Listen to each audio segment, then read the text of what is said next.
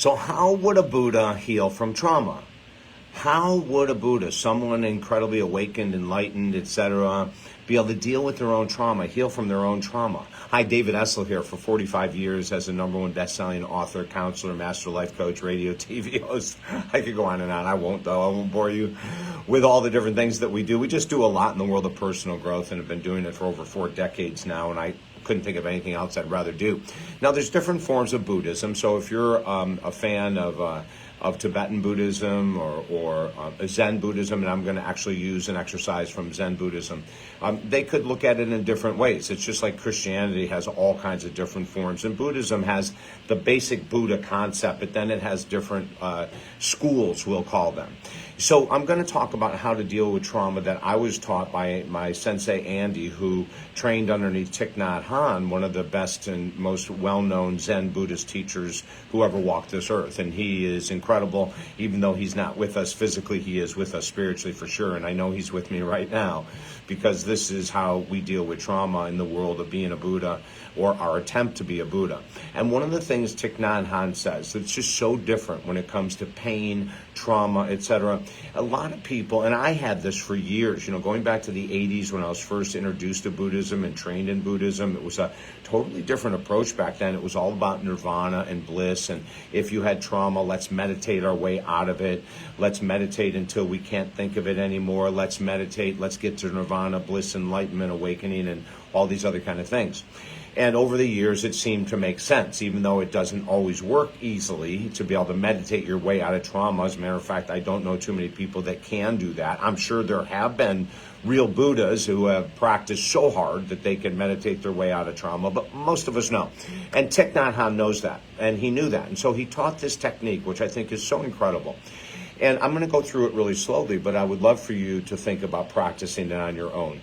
When you think of any type of trauma, any type of betrayal, any type of experience that you've had that brings up anger or shame or rage or resentment or vindictiveness or whatever it might be, what Thich Nhat Hanh would say was bring that trauma up by name.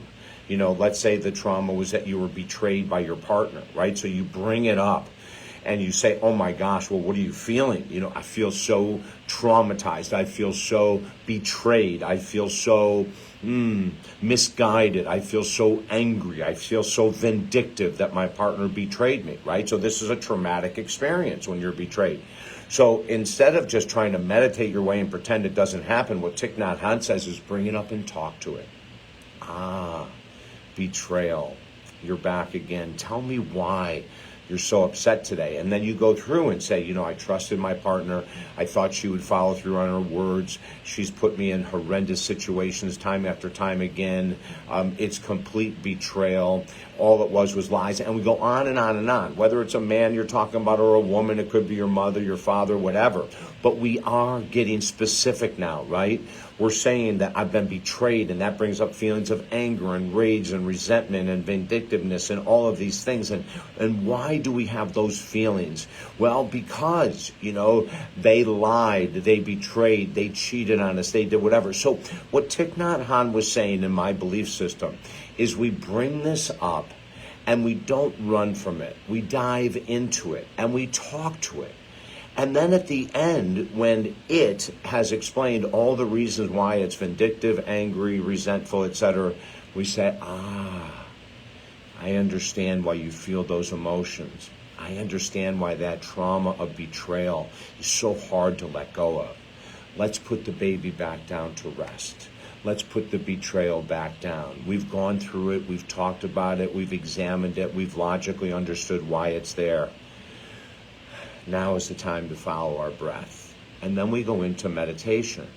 But this is probably one of the most powerful ways I've ever seen, and I've taught so many clients this as well, of how we deal with that pain without ignoring it, compartmentalizing it, pushing it away, trying to meditate it away or whatever. If I can help you with any trauma you've gone through, childhood or even recently, reach out to me at talkdavid.com. We have 5 free books there. We've got specials for people that are struggling financially. Everything is at talkdavid.com. And if you want me to teach other ways of how to deal with trauma, we have a book bag full of about 100 different tools we use to help people with trauma.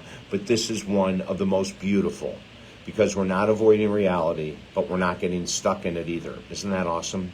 I'm David Essel. The website is talkdavid.com. Have a great day.